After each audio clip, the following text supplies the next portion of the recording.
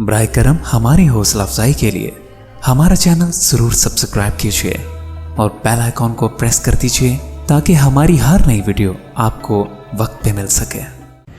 औज़ुबिल्लाहि मिनश्शैतानिर्रजीम, बिस्मिल्लाहिर्रहमानिर्रहीम। अस्सलामु अलैकुम ख़वातीन व हज़रात, मैं हूं आपका होम्योपैथिक डॉक्टर रिजवान साकिब और आपसे मुखातब हूं शमा होम्यो क्लिनिक लाहौर पाकिस्तान से। हमारा जो टॉपिक चल रहा है वो है अशोब चश्म, जिसको हम पिंक आई के नाम से भी जानते हैं या आई फ्लू के नाम से भी जानते हैं और मेडिकल में जिसको कंजक्टिवाइटिस के नाम से जाना जाता है। तो इसमें मैं आपको डिटेल से बता चुका हूँ कि इसका इंट्रोडक्शन भी, और इसके अलावा इसके बारे में मैंने आपको बताया है कि इसकी कितनी अक़साम हैं, यानी कितनी ये जो इसकी काइंड का होता है या कितनी किस्मों का होता है, ये भी मैंने आपको डिटेल के साथ बताया है। इसके बाद मैंने आपको ये भी बताया है कि ये इसके सिम्टम्स क्या हैं, अब इसके ट्रिगर्स क्या हैं, यानी इसके मुहर्रिकात क्या हैं, इसके फैलने की वजह क्या बनती हैं चीज़ें, वो कौन से ऐसे अवामल हैं जिनके होने की वजह से ये अशोब चश्म एक इंसान को हो सकता है। तो जो ट्रिगर्स हैं वो तकरीबन 10 ट्रिगर्स हैं जो मैं अब आपको बताऊंगा जो अशोब चश्म का बायस बनते हैं। मसलन उसमें मुतअद्दी एजेंट होते हैं, जैसे वायरल यानी इन्फेक्शन होती है, एलर्जन होते हैं और बुनियादी सेहत की सहूलतें जो हैं वो उनका फुकदान होता है। और लेकिन जो बुनियादी मुहर्रिकात हैं उनमें सबसे पहला जो बड़ा मुहर्रिक है, जो ट्रिगर है, वो वायरल इन्फेक्शन है। ये आमतौर पर एडिनो वायरस से होता है जो अशोब चश्म है, और ये अशोब चश्म की एक आम किस्म है। लेकिन इसके अलावा भी बहुत सारे ऐसे वायरस हैं जिनकी वजह से अशोब चश्म हो सकता है, जैसे हर्पस सिंप्लेक्स वायरस है, उसकी वजह से भी हो सकता है। इंट्रो वायरस भी है, उसकी वजह से भी हो जाता है। यानी ये वायरल इन्फेक्शन जब होगी तो इस तरह के मुख्तलिफ़ किस्म के वायरस हैं जो किसी भी वजह से, किसी भी तरीके से आँखों में चले जाते हैं और उनकी वजह से अशोब चश्म हो जाता है।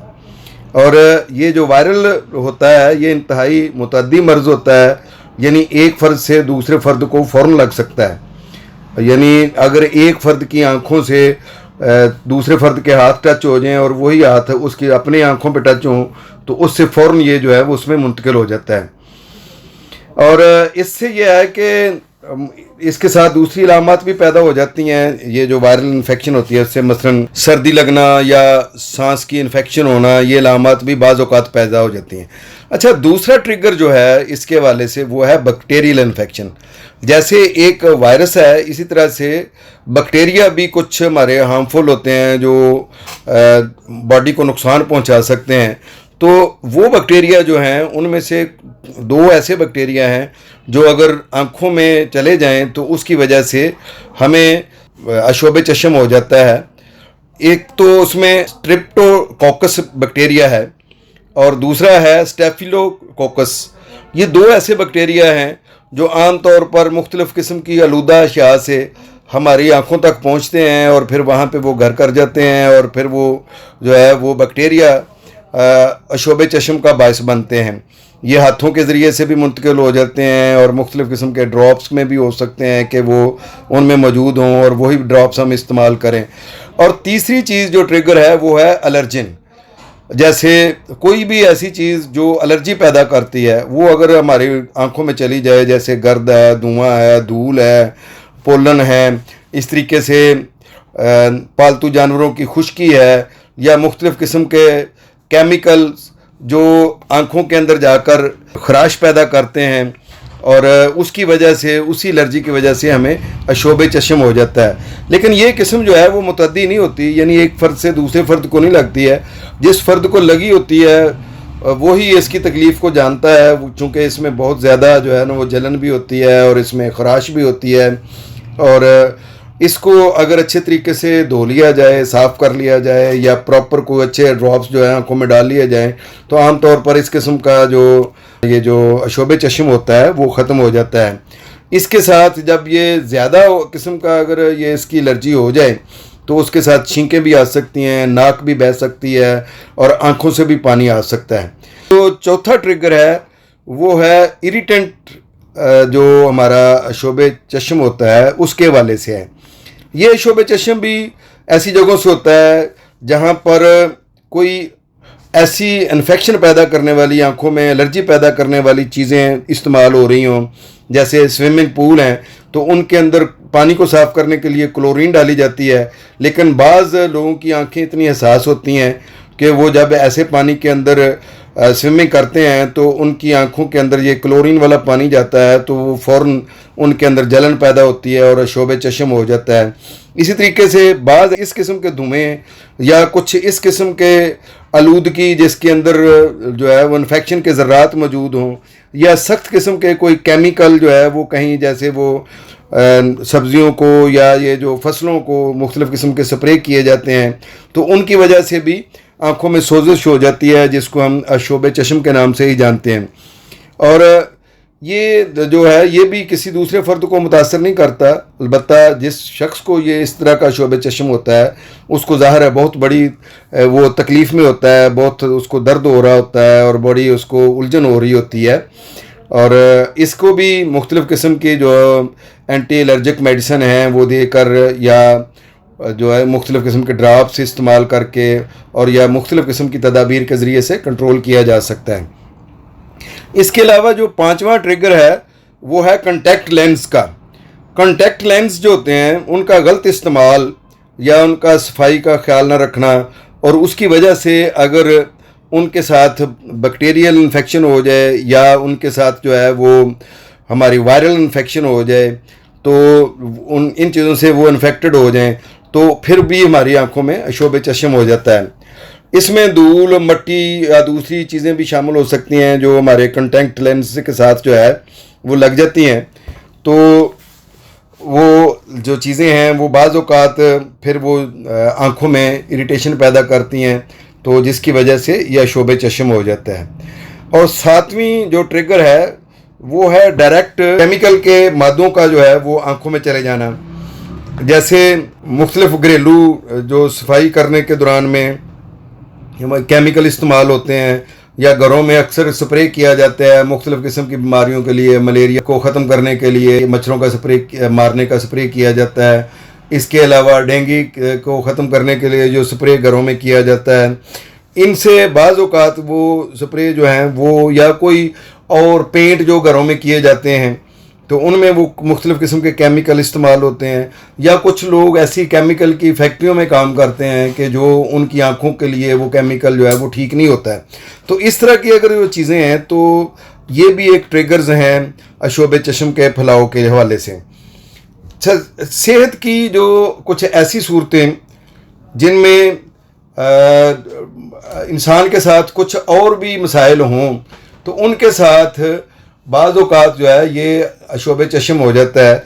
तो ये हम इस ट्रिगर को अगर आठवां ट्रिगर कहें तो वो ये है कि अगर इंसान को कोई दूसरी ऑटोइम्यून डिजीज़ मौजूद है तो उस फ़र्द को बाकी लोगों से पहले जो है वो शोबे चश्म होने का ख़दशा होता है। जैसे ये जो ल्यूपस अर्थमेटोसिस जो होता है वो, या इसके अलावा रूमेटॉइड आर्थराइटिस है ये, या कोई इस तरह की कोई और ऑटोइम्यून डिजीज़ अगर बॉडी के अंदर पहले से मौजूद है तो उस फ़र्द को जो है वो जल्दी शोबे चश्म होने का जो ख़दशा होता है। चूँकि हम ट्रिगर्स को बयान कर रहे हैं, मुहर्रिकात को बयान कर रहे हैं, तो इसमें नौवां जो ट्रिगर है वो है नौज़ायदा बच्चों में जो शोबे चश्म होता है उसकी ट्रिगर्स। उसमें यह है कि ज़चगी के दौरान में मुख्तलिफ़ किस्म की इन्फेक्शंस के फैल जाने से बच्चे को शोबे चश्म हो सकता है। ख़ास तौर पर अगर ख़ातून को सुजाक है तो उसकी वजह से ये हो जाता है, और बच्चे की पैदाइश के दौरान में इस तरह की इन्फेक्शन अगर बच्चे में मुंतकिल हो जाए तो उसको फौरी इब्तदाई तिब्बी इमदाद की ज़रूरत होती है। और अगर हम लास्ट जो ट्रिगर है वो अगर बयान करें तो वो है STD, या जिसको STIS भी कहते हैं, जिसको हम कहते हैं सेक्सुअल ट्रांसमिटेड डिजीज़ या सेक्सुअल ट्रांसमिटेड इन्फेक्शंस। तो ये कुछ ऐसी इन्फेक्शंस हैं जो जिनसी तौर पर मुंतकिल होने वाले इन्फेक्शंस होते हैं। जैसे मैंने आपको बताया है कि क्लेमाइडिया और सुजाक, जिसको गनोरिया के नाम से जानते हैं, ये भी अक्सर अगर इसके से मुतासरा हाथ जो है आँखों को लग जाएं तो ये भी आँखों में शदीद किस्म का शोबे चश्म पैदा कर देते हैं, और इस शोबे चश्म का इलाज फौरी तौर पर कराना ज़रूरी होता है, वरना आँखों को शदीद किस्म का कोई नुकसान भी पहुँच सकता है। बहरहाल मुनासिब तशख़ीस और मुनासिब इलाज के ज़रिए से ही शोबे चश्म को कंट्रोल किया जा सकता है, ख़त्म किया जा सकता है। तो इसके लिए आपको अपने मालिज से मशवरा करना चाहिए, अच्छे होम्योपैथ डॉक्टर को चेक करवाना चाहिए, और ख़ास तौर पर अगर अलामत ज़्यादा देर तक बरकरार रहती हैं और आंखें ज़्यादा ख़राब हो रही हैं तो फिर तो आपको ज़रूर अपने मालिज से फ़ौरन मिलना चाहिए। बहुत सारे मामलात में बाज़ दफ़ा आँखों का जो है वो पुतली वो बाज़ दफ़ा इतनी ख़राब हो जाती है कि सारी उम्र के लिए भी धुंधला नज़र आना शुरू हो जाता है। बाज़ औक़ात जो है कुछ इस तरह की इन्फेक्शंस भी होती हैं कि जो मुस्तकिल बीनाई को भी ज़ाया कर सकती हैं। तो इसलिए शोबे चश्म को लाइट नहीं लेना चाहिए। बाज़ शोबे चश्म ऐसे हैं कि जो आँखों के लिए इंतहाई नुकसानदेह होते हैं। बहरहाल ये जो आजकल वायरल इन्फेक्शन फैला हुआ है जो शोबे चश्म है, इसमें कोई 95% जो है वो खदशात नहीं हैं। चंद एक ऐसे केसेस हो सकते हैं कि जो बहुत ज़्यादा ख़राब हो जाएं तो उनको आँखों को नुकसान हो, वरना ये खुद ही 2-3 दिन के बाद या ज़्यादा से ज़्यादा 2 हफ्तों के अंदर जो है वो ख़त्म हो जाता है। बहरहाल जो शोबे चश्म खा किसी भी वजह से हो तो आपको अपने हाथों को बाकायदगी से धोना चाहिए। आँखों को बिला वजह मलने से, रगड़ने से जो है वो ग्रेज़ करना चाहिए। अपना तौलिया या ज़ाती अशिया जो है वो अलहदा रखनी चाहिए, वो सारे मुश्तरका तौर पर इस्तेमाल ना करें। और शोबे चश्म को फैलने से रोकने के लिए आपको कोशिश करनी चाहिए कि आप मैक्सिमम जो है वो दूसरे अफराद को टच कम से कम करें और ऐसी चीज़ों को टच ना करें जो मुश्तरका तौर पर इस्तेमाल होती हैं, ताकि ये चीज़ें जो है वो भी शोबे चश्म के फैलने का बायस बनती हैं। मैंने आपको शोबे चश्म के जो तारफ़ है या इंट्रोडक्शन है उसके बारे में डिटेल से बताया, उसके सिम्टम्स के बारे में बताया, और फिर मैंने उसकी जो काइंड्स हैं, अक़साम हैं, उसके बारे में डिटेल से बताया है, और फिर मैंने उसके अलावा जो है मैंने आपको बताया है कि इसका जो ट्रिगर्स हैं वो क्या हैं, यानी इसके फैलने की वजूहात क्या हैं। तो अब मैं इंशाल्लाह अगली वीडियो में आपको डिटेल के साथ बताऊंगा कि शोबे चश्म के रिस्क फैक्टर्स क्या हैं। तो इंशाल्लाह अगली वीडियो में मिलते हैं। बहुत शुक्रिया। अल्लाह हाफिज़। अस्सलामु अलैकुम। शमा होम्यो क्लिनिक अब ऑनलाइन चेकअप की सहूलत भी फ्राहम कर रहा है।